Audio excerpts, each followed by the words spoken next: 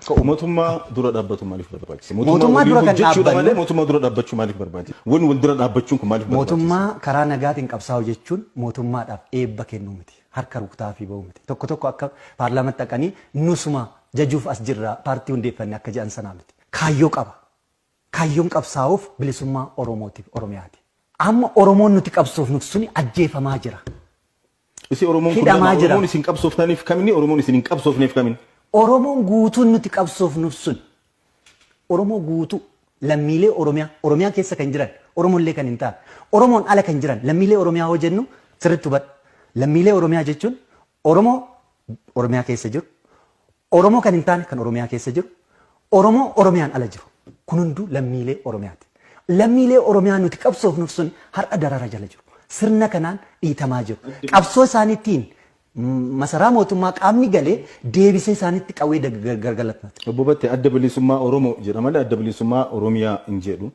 Abaa'oon adda bilisummaa Oromooti ammas sababni isaa Oromoon Oromiyaan ala jiru. Sigalee Oromoon Oromiyaan ala jiru. Adda bilisummaa Oromiyaan jiru. Ammas Oromiyaan amma jirtu tanaan ala Oromoon jiru. Oromoota sana hundaaf mirga isaanii hundumaa bakka jiranitti Matakkal kan jirus Kamisee kan jiruufis waan falmannuuf adda bilisummaa Oromooti miti. Oromiyaan naaroodha akka sanatti.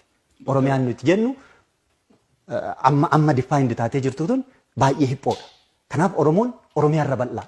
Oromiyaan ala baay'ee. Hedduu galatoomuu Obbo Battee bakka waraanaa sanitti naa deebii yeroo mootummaanis bakka lama dhaabbattan kan jedhu kun mootummaanis kanaan isin himata. Namootiin adda addaas firris ta'ee diinnis adda bilisummaa Oromoo waa'ee amma waraanaa kana yeroo himamu akka harka isin keessaa qabdan dubbata. Karaa biraatiin waa hedduu waan dubbata namni yeroo tokkotti itti aanaa hayyuu duree ture. Egaa biyya galanii booda qabsoo karaa nagaa dhiisanii akka deemanii waraanatti dabalaman himama. Kana hunda walitti qabuudhaan warra argitee dhihaa kibba fi dhihaa Oromiyaatti qabsoo hidhannoodhaan warra lolaa warra gaara keessa deeman kan isinii walitti hidhanii maal jettan sana? Ilaa ati amma qabsoo bilisummaa Oromoo keessatti gaaf tokkos ta'u qooda fudhattee beekta. Akkan sirraa hubadhutti akkanumatti.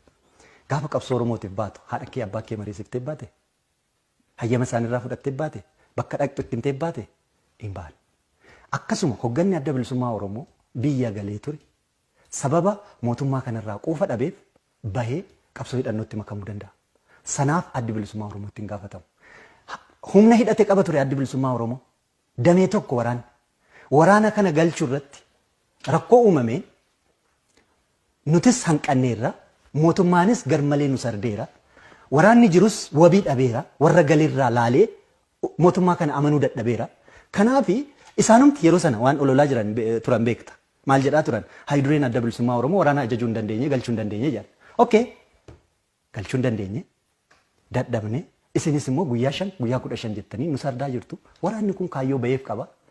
Itti dhaqanii isa mariisisu amansiisuu feesisa jedhamee adda bilisummaa Oromoo haydureen dabalatee beegii dhaqanii jaalmarroo wajjin mari'atanii waan irra gaan immoo ufanii asittis marii godhanii marsaa lammataa gaafa isaan deemanii furmaata tokko irra ga'uu deeman waraanni banan kan bane mootummaa adda bilisummaa Oromoo yookaan waboorraa yeroo sanatti dhukaasa dhaabuun labsamee ture bakka gadhiisafii turan zen mootummaa waraana labse hayduree abaa'oo naqamtirraa deebisan ugguranii akka achi ga'e hojjechuu ajajoota waraanaa kana wajjin akka naasofne eentu cabse kan mootummaa qawwee harkaa qabu akka dubbiin sun hin deemne godhame. Egasii abbootii gadaatti fi abbootii amantaa koree teeknikaa jedhamee walii galanii utubanii koreen sun amma danda'u godhe. Mootummaan kan sanarraa hafee wal ta'anii caffee Oromiyaatitti asuma yeroo pirezidaantii Shimallisitti taa'anii kanaan booda waraana hin qabnu. Waraana dirreedhaa hoggan hin qabnu jedhamee walii mallatteessan. Dubbiin jechaa fi mallattoo fi gochi adda ta'uu amma ilaali biyya kana keessa jirra. Ati dirreeyyuu teessee waraana hogganuun baay'ee ulfaataadha nama beekuuf. Ammoo sitti fakkaatu Finfinnee keessa taa'ee Daawud waraana hogganaa jira hoo jedhan haa fakkaattuuf hoo jedhaniin malee akka namni kun hidhata waraana wajjin hin qabne warri waliin tures beeka warri jedhee ololus beeka. Qaama bakka lama dhaabbate sana seeraa dhiyeessuu ni danda'u. Akka dhaabatti involve goonee jirra taananis immoo akkaataa maluun seeraan gaafatamuu ni dandeenya. Garuu kun hin godhamu. Siyaasatu ololatu irraa tolfama. Maaliif? Salphumatti Daawud Ibsaa Jaal Daawud Ibsaa ajajaa waraanaa waliigalaa turani. Abdii Raggaasaa ajajaa walii damee dantaa waraanaa turani. So jarri kun waraanan walitti qaban. Amma adda bilisummaa Oromoo keessatti dameen dantaa waraanaa jira. Hin jiru. Kana fooyyee akkasii jedhe. Biyya kana keessa gallaan siin jedhe qaamni sun nurraa adda bahee nu durseetu labsate. Qaama Finfinnee hin beeknu. Isaaniinis hin talii gamnu.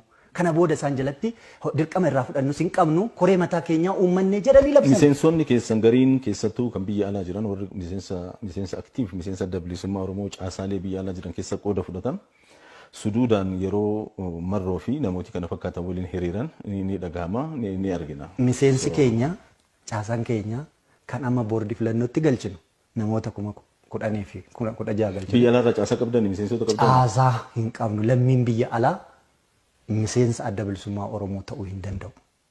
Hoggana keessaa hir'ifne siin jedheen jira. Sababa lammummaatiin miseensa dhaabaa ta'uu hin danda'u. Deeggaraa ta'uu danda'a. Deeggaraa waan haasa'uuf garuu deeggaraan Awurooppaa Ameerikaa jiru.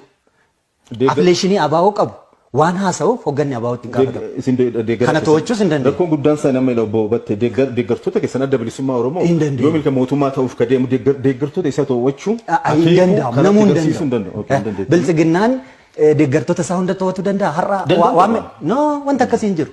Biyya walaba ta'e keessa jiraata namni kun. Seera poolisii ittiin isa hiituu hin qabdu, ittiin himattus hin qabdu. Namni yaada isaa wanti fakkaate dubbata biyya walabaa keessa waan jiru.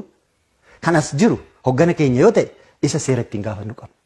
Kan biyya alaa jiru miseensa keenya kan nama hin ta'initti ulaagaa seera miseensa keenyatiin qaama paartii kanaa nama ta'ee hin jirretti gaafataman fudhanna. Hedduu galatoomi waa'ee mootummaa ce'umsaa taa deebinu biyya mootummaan jiru keessatti mootummaa ce'umsaa labsuun waan fakkaatu lammaffaa boordii filannoo keessatti galmooftanii filmaataaf qophaa'aa jirtan jechuudha.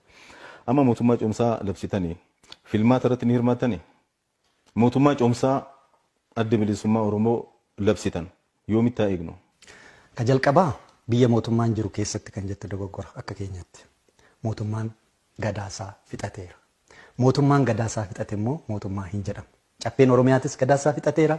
Paarlaamaan biyyattiis gadaasaa fixateera. Kan isarraa maddu kamiyyuu seeraa miti.